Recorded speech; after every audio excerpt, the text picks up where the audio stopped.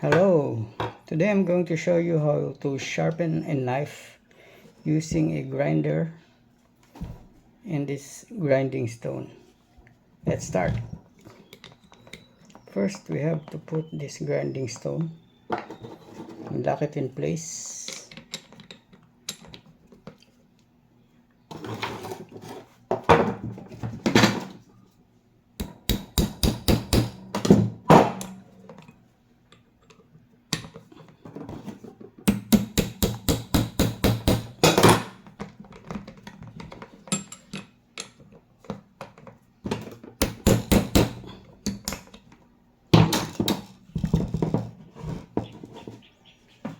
I'm going to use this locking tool to make the grinder somewhat stable.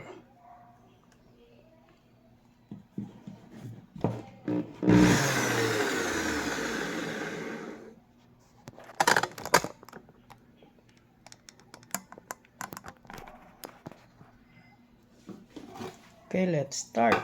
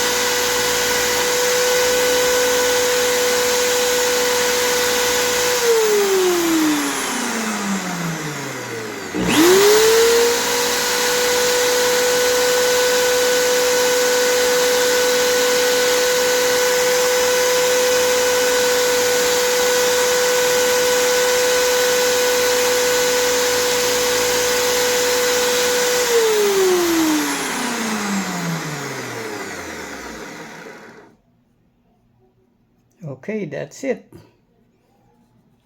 Thank you for watching.